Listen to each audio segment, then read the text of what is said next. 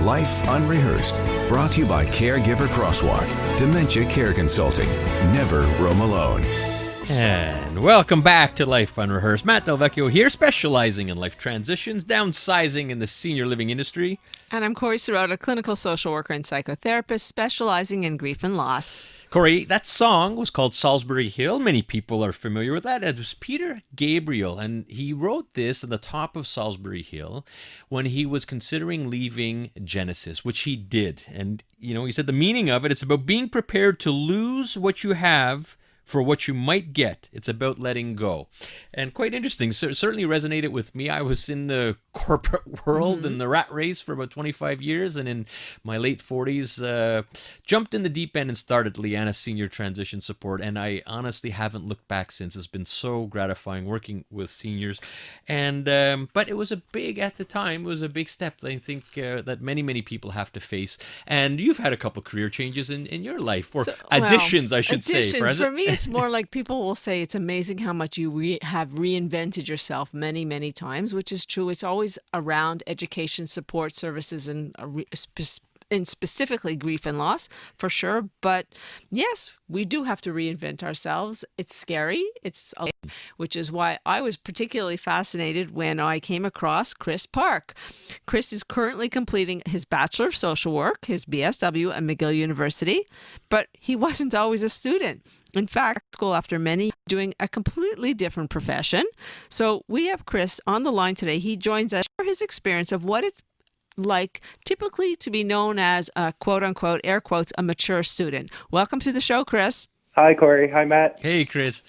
So tell us what you did before you decided to return to school. Well, before I started going back to school, I was largely in renovations. I spent many years in renovations. I kind of started when I was about 15. I went back to school briefly to become a cabinet maker, and then that ended up being more renovations. I've worked maintenance, and I've had 1,000,001 little jobs over the years. And then you decided, I guess, you're how old now, Chris, if you don't mind me asking?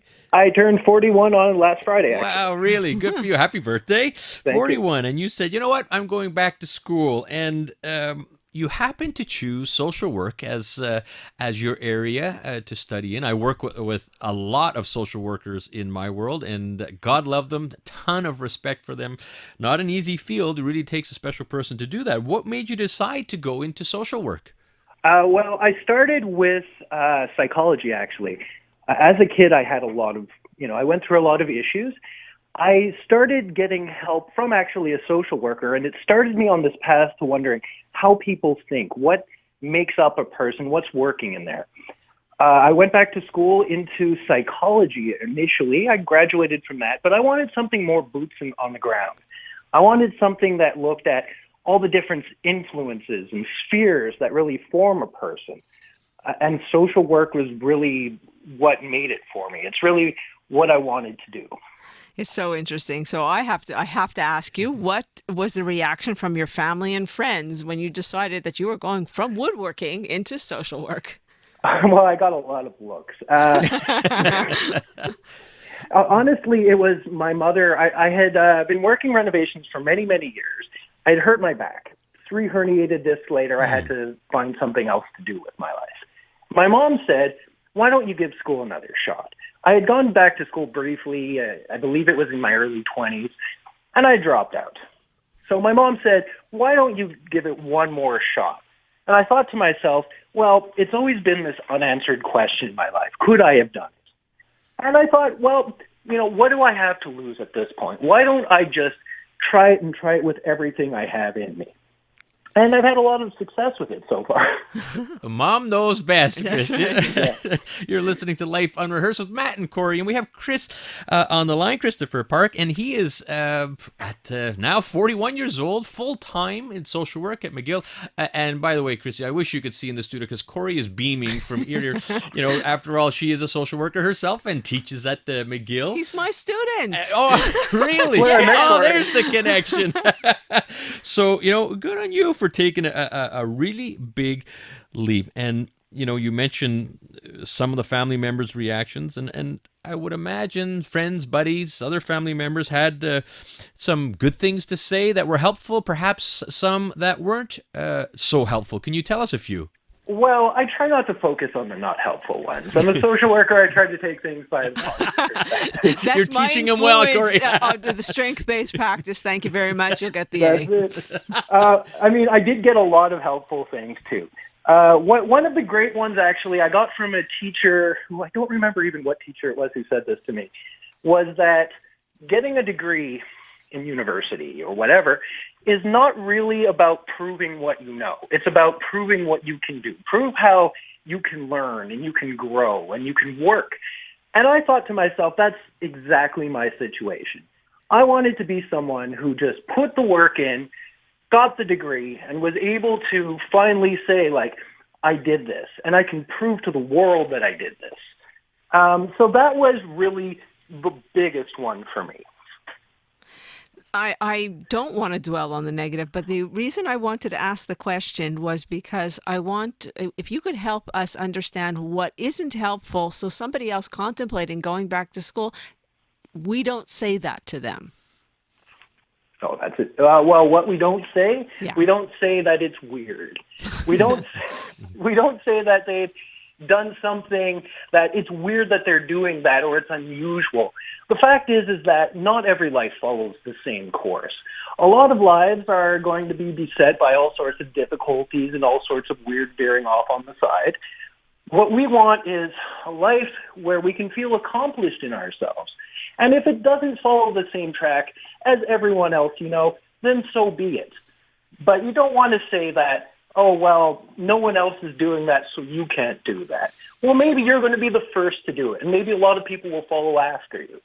That's so true. That's Chris Park talking to us about going back to school in his late 30s. He's 41 now at McGill in the School of Social Work. I would imagine going back to school has presented some challenges. It's been a while since you were at school. Can you tell us about some of those challenges, probably including homework? Homework, oh my. Especially this term, because everything's been online. I mean, everything online it's not that person-to-person interaction. If you have a quick question, there's no one there to answer it.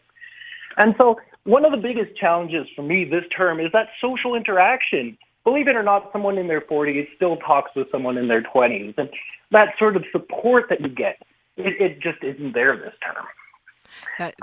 Actually, the biggest challenge for me is seeing everyone else around me. Again, that idea of an unusual life stream to everyone else. That idea that everyone else has their careers and has their families. And you see that, and it's very difficult because you want that for yourself as well. But unfortunately, I'm not ready for that yet. I've put it on hold for a little while. That's true. I appreciate your honesty, and we're going to actually expand on that a little bit more. Life Unrehearsed, brought to you by Leanna Senior Transition Support, specialists in downsizing and seniors residences. Welcome back. You're listening to Life Unrehearsed. I'm Corey Sirota, along with my co-host Matt Del Vecchio, and we are talking to Chris Park about going back to school after working for many, many years in a completely different profession. Here he was back in university at the age of, well, I guess it was late 30s that you started to do your psychology degree, and then now 41, you're completing a Bachelor of Social Work. That's it. So I wanted to ask you alluded to it before, but I wanted to dig a little bit deeper. After all, I am a social worker, right? Of course. What would one of the most difficult moments be that you'd face so far in returning back to school? Well, I'd mentioned a little bit before about seeing everyone else that I know having their career and having their kids. But really it comes down to understanding that it's a long-term perspective that you have to take. It might be that for a few years you might put things on hold, but it's that idea of saying, what I'm doing is to make things better. What I'm doing is to give myself a brighter future. And those moments that you have where you can't really see that future are very, very hard, where you're in that time where you're like, oh, I don't want to go in today, or I can't do this anymore. But you've got to sort of push it and realize that you're working towards something.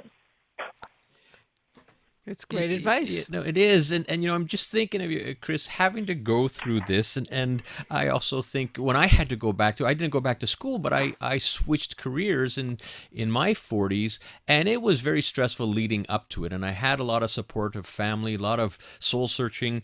And I'd like you to, people that are considering perhaps going back to school to further their career, what advice would you give those that are pondering it? Well, first of all, that you can do it. I came back to school with this perspective of if someone else can do it, I can do it too. It might take some work, but anybody can do it. That said, there are certain obstacles. You have to relearn how to learn if you've been away for a long time. And of course, there's the financial ones. The Quebec government doesn't really help a whole bunch. There are certain programs, but it doesn't help a whole bunch. And so sometimes it might have to be a longer process. I mean, even if it's you go back to school a night a week or a couple classes a term, you have to think about that longer term perspective, as I said. You're listening to Life Unrehearsed. That's Chris Park. He's talking about going back to school after working for many, many years and in completely changing gears, changing professions. What you're saying is so important. This is exactly what our show is about, Chris. It's about doing and taking the leap and how to navigate that leap. And your attitude and your perspective is exactly why I thought this is a topic that I want to see discussed on this show. So tell me what you love about social work. What I love about social work, I love seeing change. I love helping a person's life for the better in the way that I was helped when I was young. Right now, I'm doing my stage with Batshaw. I'm helping out kids who are really in need. And I know you deal with grief and children a lot. I love being able to be there, to be that person that is maybe that spark of hope in their life. It's a great, great feeling. It's almost a little bit of a high. That's what I love about social work. You know what? You are in the right field, my friend. I think you've made a right move because not all people have that perspective or able to do that. So good on you, and wishing you continued success. Now, Chris, this is just between you and me, okay? No one's listening, Of course. Okay, you have a professor that's teaching you in social work. I'd like to get the scoop on your professor. Like, On my professor? Yeah. Oh, she's actually a really good professor. Oh, you are just really going for those marks now, aren't you? Actually, Well, he's she's going. not my professor right That's now. right. Oh, okay. I did teach Chris, but Chris, you're an amazing student. You're so motivated, and you hear it. You hear it in what we're talking about. In fact, he isn't my student right now, but he has asked for, and it's completed already, so it's done. Is reference because not only is he completing his BSW, Chris, what's next for you? MSW is next, actually. Well, I'm hoping. I'm making the application right now, which is a nerve-wracking process, I might add. But hopefully I'm going to be going to grad school next year. After 2 degrees, I'll finally get myself a master's. And then on to my career. And then, as I said, career and kids. I put it off, and then one day I'll achieve it. Well, good for you. We want to wish you the best of luck. Thank you for taking a little time here on the Sunday. Get back to the books now. It's exam time, Chris. Yeah, exactly. All right. Thanks so much. That's Chris Park, who had the courage to go back to school in his late 30s, now 41, and give him an opportunity for a better, I would say better life, but you could hear it. He's got the heart of a social worker and doing what he wants to do and love what he does. So thank you very much, Chris. Now, Corey, what do we have coming up on the second half? Next week, Matt, you're in another zone. You're in Christmas spirit already. Should I say the first half next week? How about that? Well, speaking of holiday spirit, do you need some ideas for a last-minute gift? Well, we're talking to a gift expert. Next week, she's going to be giving us all the down low on what you need, what you can get, and what's cool for 2020. Well, you know what? I'm really looking forward to this because based on my experience shopping with my daughter, we wanted to avoid the shopping centers, which we did.